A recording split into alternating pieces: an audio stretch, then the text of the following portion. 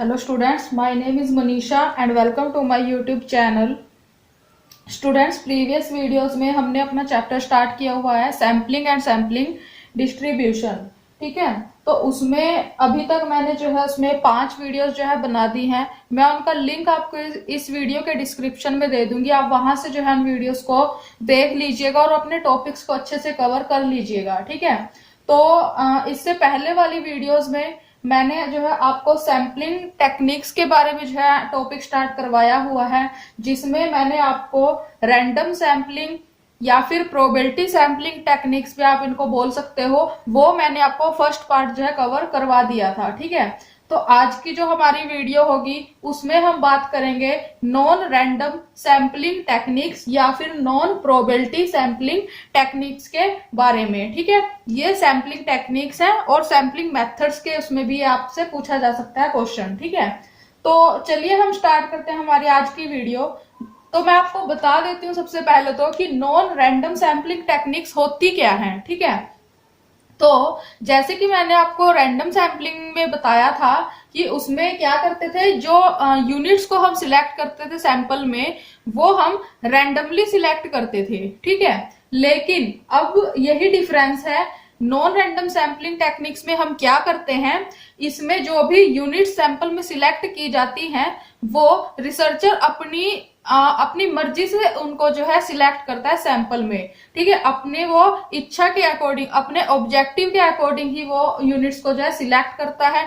ठीक है, उन्हीं यूनिट्स को सिलेक्ट करता है जिनका उसको लगता है, जिनका रिसर्चर को लगता है कि हाँ ये पूरे पॉपुलेशन को जो है अच्छे से रिप्रेजेंट कर पाएंगी। ठीक है, तो यही है नॉन रैंडम सैम्पलिंग टेक्निक्स। ठीक है, अब इसमें हमारे पास फर्स्ट टेक्निक क्या है, डिलिबरेट, या फिर ये इसका नाम जजमेंट सैम्पलिंग के नाम से भी आपके पास आ सकता है ये, और परपोजिव के नाम से सैम्पलिंग के नाम से भी जो है आपके पास ये आ सकता है। ठीक है स्टूडेंट्स, इस सैम्पलिंग को हम हिंदी में क्या बोलते हैं, तो हम बोलते हैं सविचार सैम्पलिंग। ठीक है, तो अब इसमें हम क्या करते हैं, जैसे मैंने अभी आपको बताया नॉन रैंडम सैम्पलिंग टेक्निक्स में, ठीक है, कि इसमें जो रिसर्चर है वो अपनी जो है खुद की इच्छा के मुताबिक जो है यूनिट्स को सिलेक्ट करता है, उन्हीं यूनिट्स को सिलेक्ट करता है सैंपल में जिसका उसको लगता है कि हाँ ये पूरे पॉपुलेशन को अच्छे से रिप्रेजेंट कर पाएंगे। ठीक है, तो यही है हमारी जजमेंट सैंपलिंग जिसको हम बोलते हैं। ठीक है, तो आगे अब इसके कुछ मेरिट्स हमें दिए हुए हैं, तो चलिए हम मेरिट्स भी देख लेते हैं इसके। तो ये है स्टूडेंट्स हमारा जो फर्स्ट मेथड है इसका जजमेंट सैम्पलिंग, इसके कुछ मेरिट्स और डीमेरिट्स। ठीक है, तो मेरिट्स की अगर बात करूं तो सबसे पहला इसका मेरिट है लो एक्सपेंसिव, मतलब कि जो ये हमारा मेथड है इसके अकॉर्डिंग अगर हम अपनी यूनिट्स को जो है एज अ सैंपल सिलेक्ट करते हैं तो ये हमारे लिए जो है लो एक्सपेंसिव होगा, मतलब कि हमें इसमें ज्यादा कोई खर्च नहीं करना पड़ेगा, क्योंकि रिसर्चर जो है वो अपने जो उसको लगता है, उसको पता है अपनी प्रॉब्लम का, ठीक है ना, उसको पता है, तो वो उस प्रॉब्लम के अकॉर्डिंग ही उन्हीं यूनिट्स को सैंपल में सिलेक्ट करेगा जो सैंपल के लिए, मतलब कि जो पूरे पॉपुलेशन को अच्छे से रिप्रेजेंट कर पाएंगे। ठीक है, तो ऐसे में जो फालतू की यूनिट्स होंगी वो तो वो नहीं लेगा, ठीक है, जिसकी उसको जरूरत है वही लेगा। तो इससे जो ये हमारे लिए जो है एक्स्ट्रा जो कॉस्ट होगी वो हमें इसमें पे नहीं करनी होगी। ठीक है, तो इसका फर्स्ट मेरिट यही है कि लो एक्सपेंसिव। सेकंड जो इसका मेरिट क्या है, वेरी इजी मेथड। ठीक है, अब देखो हम जो है हम सैंपल सिलेक्ट कर रहे हैं पॉपुलेशन में से। ठीक है, तो अब हमें जो है, अगर हमें पता है कि हम अपने ऑब्जेक्टिव के अकॉर्डिंग जो है सैंपल को सिलेक्ट कर सकते हैं, ठीक है, तो ये हमारे लिए तो बहुत ही इजी मेथड हो जाएगा ना, कि हमें जो एक्स्ट्रा हमें कोई भी यूनिट्स हैं वो हमें नहीं लेनी पड़ेंगी इसमें। ठीक है, तो ये बहुत ही इजी मेथड है, इसको अप्लाई करना बहुत इजी है। थर्ड इसका मेरिट क्या है, यूजफुल फॉर इंपॉर्टेंट यूनिट्स। अब इसका मतलब क्या है, इसका मतलब है कि ये मेथड वहां पे ज्यादा यूजफुल होगा जहां पे कुछ यूनिट्स ऐसी होंगी जो बहुत ही इंपॉर्टेंट होगी, उनका सैंपल में सिलेक्ट होना जो है बहुत ही इंपॉर्टेंट होगा, बहुत ही जरूरी होगा। अगर वो यूनिट सैंपल में सिलेक्ट नहीं होती तो पूरे पॉपुलेशन को पूरे पॉपुलेशन के अच्छे से रिप्रेजेंटेशन नहीं हो पाएगी। ठीक है, तो वहां पे ये मेथड जो है बहुत ज्यादा यूजफुल होगा, जहां पे कुछ यूनिट्स ऐसी हो जो बहुत ही इंपॉर्टेंट हो और जिनका जो है सैंपल में सिलेक्ट होना जो है बहुत ज्यादा जरूरी हो। ठीक है, तो ये इसका है थर्ड मेरिट। तो ये हो गए स्टूडेंट्स इसके मेरिट्स। आगे इसके कुछ डीमेरिट भी हैं। तो डीमेरिट अगर है तो फर्स्ट इसका डीमेरिट क्या है, लेस रिलायबल, मतलब कि इसके अकॉर्डिंग जो भी डाटा इकट्ठा होगा, जो भी डाटा हम कलेक्ट करेंगे, ठीक है, वो उस पर जो है हम ज्यादा विश्वास नहीं कर सकते। क्यों नहीं कर सकते? ऐसा भी हो सकता है कि जो रिसर्चर है उसने अपने ऑब्जेक्टिव के अकॉर्डिंग तो लिया ही है, लेकिन उसने उसमें कोई भी मतलब कि गड़बड़ी कर दी उसने कोई भी, ठीक है ना, तो इसलिए हम उसके ऊपर ज्यादा विश्वास नहीं कर सकते कि क्या पता वो रिसर्चर जो है उसने जो है सही से जो है यूनिट्स को जो है सिलेक्ट ना किया हो, उसने कोई हेराफेरी कर दी हो डाटा में। ठीक है, तो ये इसका फर्स्ट है डीमेरिट। सेकंड डीमेरिट क्या है, एक्यूरेसी जो है, लेस एक्यूरेसी, मतलब कि जो भी वो डाटा कलेक्ट करेगा रिसर्चर, ठीक है, उसमें जो है शुद्धता की कमी पाई जाएगी।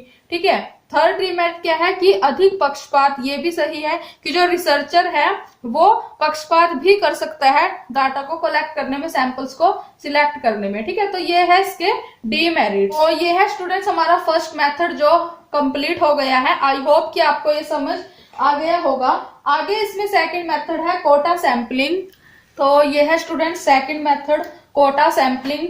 ठीक है, तो कोटा सैंपलिंग इसका मतलब क्या है, कोटा सैंपलिंग का मतलब है यहाँ पे रिजर्व से है इसका मतलब। ठीक है, तो अब ये कौन सी सैंपलिंग होती है, ठीक है, जब यूनिट्स प्री डिसाइड कर ली जाती हैं तो उसे क्या बोलते हैं, हम कोटा सैंपलिंग बोलते हैं। ठीक है, कहने का मतलब क्या है कि जब हम पहले ही यूनिट्स को प्री डिसाइड कर लेते हैं, मतलब कि जब हम पहले ही यूनिट्स को सिलेक्ट मतलब कि डिसाइड कर लेते हैं कि ये यूनिट्स ही हमारे सैंपल में जो है शामिल होंगी, इंक्लूड होंगी, ऐसी सैंपलिंग को हम क्या बोलते हैं, कोटा सैंपलिंग हम इसको बोलते हैं। ठीक है, अब इसमें देखो क्या होता है, इसमें हम पॉपुलेशन को अलग अलग ग्रुप्स में जो है इसमें डिवाइड कर लेते हैं। ठीक है, अलग अलग ग्रुप्स होंगे, क्लासेस होंगे और डिफरेंट कैरेक्टरिस्टिक्स के अकॉर्डिंग जो है हम डिवाइड कर लेते हैं पॉपुलेशन को।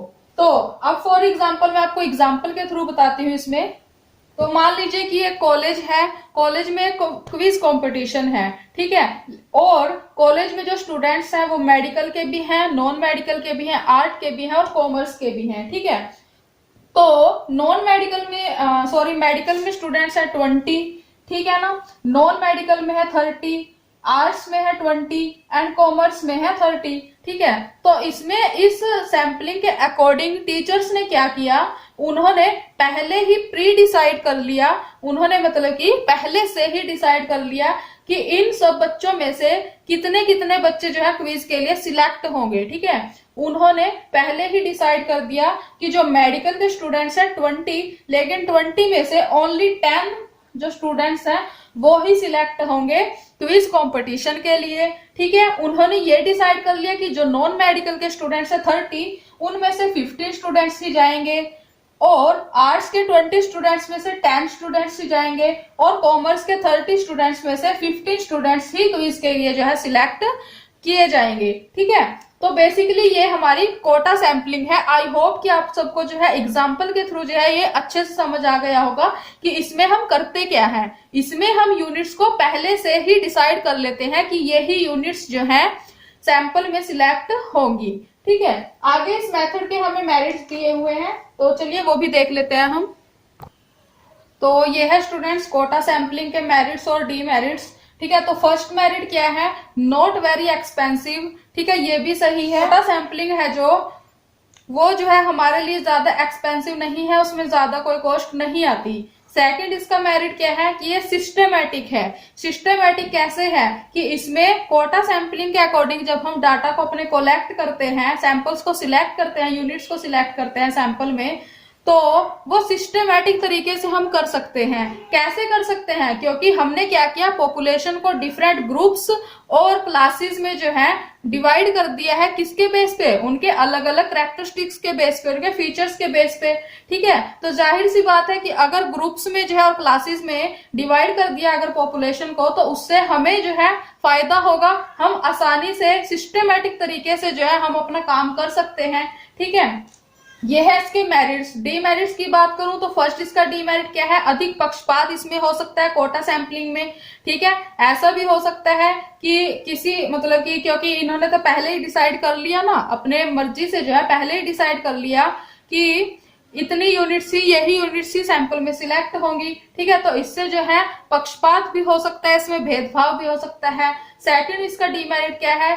जो सैंपलिंग एरर्स हैं, ठीक है ना, ज्यादा मतलब कि जो सैंपलिंग एरर्स होने की संभावना है वो बहुत ही ज्यादा होती है कोटा सैंपलिंग में। ठीक है, तो सैंपलिंग एरर्स और नॉन सैंपलिंग एरर्स ये अलग से हमारे पास टॉपिक है जो हम आगे वीडियो में डिस्कस करेंगे। तो ये थी स्टूडेंट्स हमारी आज की वीडियो, जिसमें हमने नॉन रैंडम सैंपलिंग टेक्निक्स के बारे में पढ़ा कि वो क्या होती हैं, और इसमें आगे हमें दो मेथड्स दिए हुए हैं। ठीक है, वो हमने कवर किए, डिलिबरेट सैंपलिंग और कोटा सैंपलिंग के बारे में। आई होप कि आज की वीडियो आपके लिए यूजफुल रही होगी, और अगर आप सभी को यह वीडियो पसंद आई हो, इस वीडियो से कुछ भी समझ आया हो, तो आप इस वीडियो को लाइक और शेयर जरूर कर दीजिएगा, और चैनल को सब्सक्राइब कर लीजिएगा, क्योंकि आगे भी जो है आपको ऐसी ही यूजफुल वीडियोस जो है इस चैनल पर मिलती रहेंगी। और सब्सक्राइब करने के साथ साथ साथ में बेल आइकन को भी जो है प्रेस कर दीजिएगा, जिससे वीडियो का नोटिफिकेशन जो है आपको सबसे पहले जो है मिल पाएगा। ठीक है, तो नेक्स्ट वीडियो में हम बात करेंगे इसके दो मेथड्स जो हमारे रह गए हैं। ठीक है, कन्वीनियंस सैंपलिंग और एक्सटेंसिव सैंपलिंग के बारे में। ठीक है, नेक्स्ट वीडियो में हमारा जो ये सैंपलिंग टेक्निक्स है ये टॉपिक कवर हो जाएगा। ठीक है, एंड नेक्स्ट वीडियो में जल्दी मिलेंगे हम इसी टॉपिक के साथ, एंड तब तक थैंक यू सो मच।